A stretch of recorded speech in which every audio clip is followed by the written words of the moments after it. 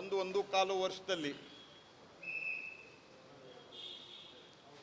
ಸುಳ್ಳು ಆರೋಪಗಳನ್ನು ಭಾರತೀಯ ಜನತಾ ಪಾರ್ಟಿ ಮೇಲೆ 40% ಇತ್ಯಾದಿ ಮಾಡಿ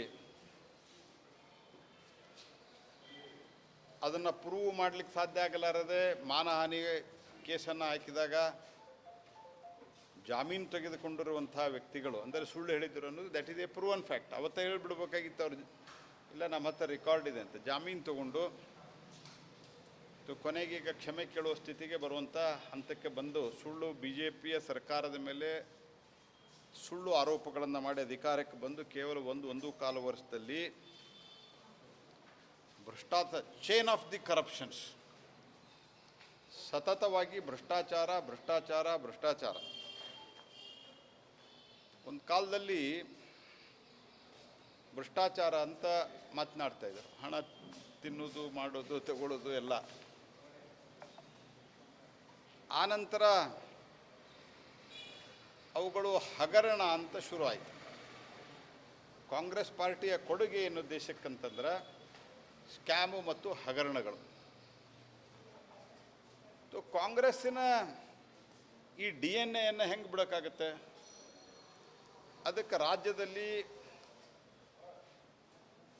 ಪರಮ ಭ್ರಷ್ಟಾಚಾರವನ್ನು ಮಾಡ್ತಾ ಇದ್ದಾರೆ. 187 ಕೋಟಿ ರೂಪಾಯಿ ST ನಿಗಮದಲ್ಲಿದ್ದಂಥದ್ದು. ಇದನ್ನು ಒಬ್ಬ ಮಂತ್ರಿ, ಅದರ ಅಧ್ಯಕ್ಷ, MD ಎಲ್ಲರೂ ಸೇರಿ ತೆಲಂಗಾಣದಲ್ಲಿರುವಂಥ, ಹೈದರಾಬಾದ್ನಲ್ಲಿರುವಂಥ ಬೇರೆ ಬೇರೆ ಕಂಪನಿಗಳಿಗೆ ಟ್ರಾನ್ಸ್ಫರ್ ಆಗ್ತದೆ. ಇವರ ಸರ್ಕಾರದಲ್ಲಿ ಈ ಹಿಂದೆಯೂ ಕೂಡ ಒಬ್ಬ ಕಾಂಟ್ರಾಕ್ಟರ್ ಮನೆಯಲ್ಲಿ ಕೋಟಿಗಟ್ಟಲೆ 45 ಕೋಟಿ ಒಬ್ಬರ ಕಡೆ, 30 ಕೋಟಿ ಒಬ್ಬರ ಕಡೆ ಎಲ್ಲ ದುಡ್ಡು ಸಿಕ್ಕಿತ್ತು. ಅದು ಕೂಡ ತೆಲಂಗಾಣಕ್ಕೆ ಆ ಸಂದರ್ಭದಲ್ಲಿ ವಿಧಾನಸಭಾ ಚುನಾವಣೆ ಸಂದರ್ಭದಲ್ಲಿ ಅದು ಕೂಡ ತೆಲಂಗಾಣಕ್ಕೆ ಹೋಗಿತ್ತು ಅನ್ನೋದು ನಾವು ಆರೋಪ ಮಾಡಿದ್ದೆವು. ಮತ್ತು ಅದು ಮುಂದೆ ಎನ್ಕ್ವೈರಿನೂ ಮಾಡಲಿಲ್ಲ ಇವರು. ಈಗ ಈ 187 ಕೋಟಿ ರೂಪಾಯಿದಲ್ಲಿಯೂ ಸಹಿತ ಅಕೌಂಟದಲ್ಲಿದ್ದಂಥ ದುಡ್ಡನ್ನು STದ ಜನಾಂಗಕ್ಕೆ ಸೇರಿದಂಥ ಅಕೌಂಟದಲ್ಲಿ ದುಡ್ಡಂತನ್ನು ಖರೀದಿ ಮಾಡಿ ಅತ್ಯಂತ ಐಷಾರಾಮಿ ಕಾರುಗಳು, ಗೋಣಿ ಚೀಲದಲ್ಲಿ ದುಡ್ಡು, ಇದೆಲ್ಲವನ್ನೂ ಮಾಡಿಕೊಂಡು ಅವ್ರನ್ನ ಅರೆಸ್ಟ್ ಮಾಡಿಲ್ಲ. Please note my point. ಅವ್ರನ್ನ ಯಾರೂ SIT ಇಲ್ಲಿವರೆಗೆ notice ಕೊಟ್ಟಿರಲಿಲ್ಲ.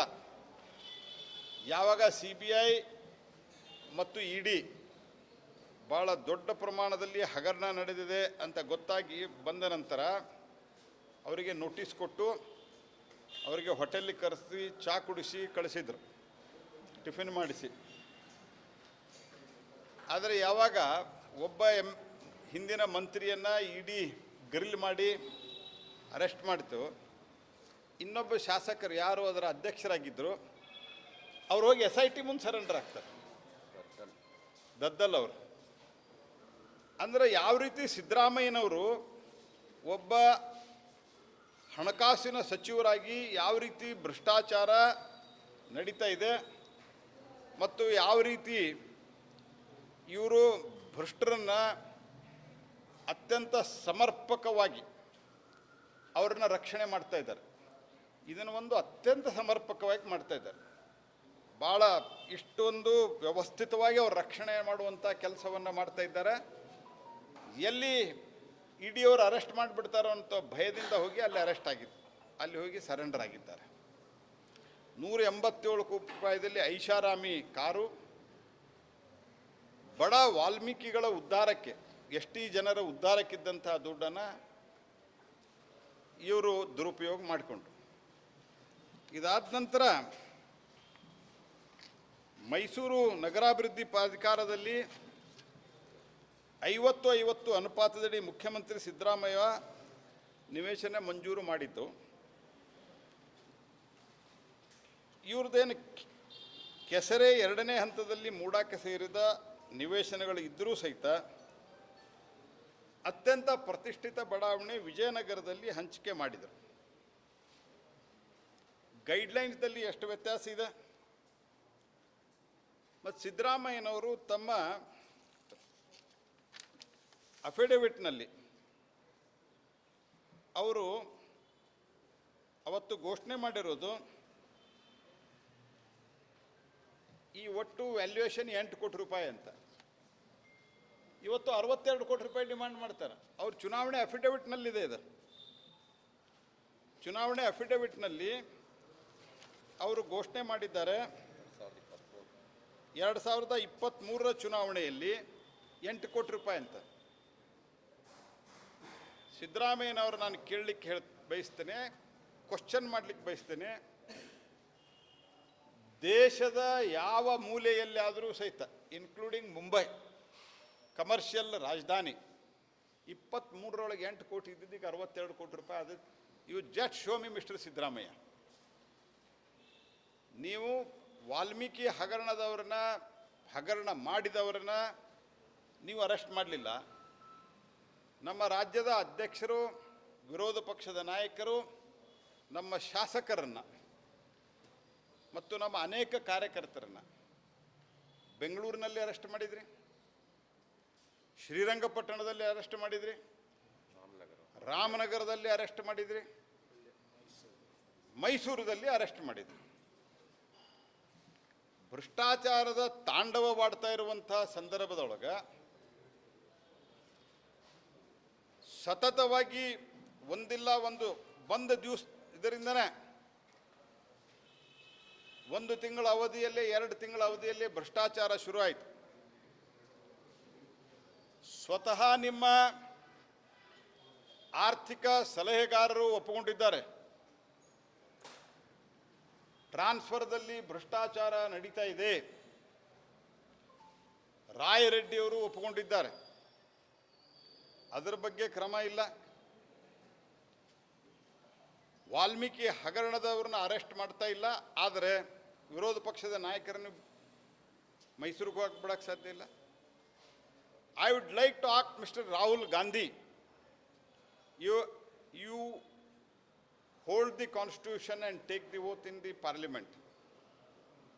What is the constitutional values you are recognizing and respecting in Karnataka?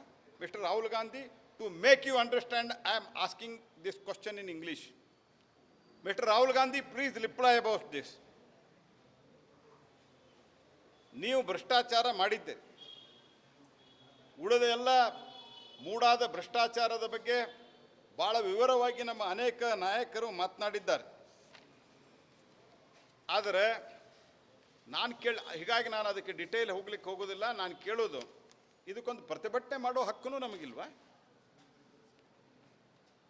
75ರಲ್ಲಿ Indira Gandhi, 24-25ರಲ್ಲಿ Siddaramaiah ಒಬ್ಬ ಭಯಂಕರವಾದಂಥ ಸರ್ವಾಧಿಕಾರಿ, ಅಹಂಕಾರಿ ಮತ್ತು ಭ್ರಷ್ಟ.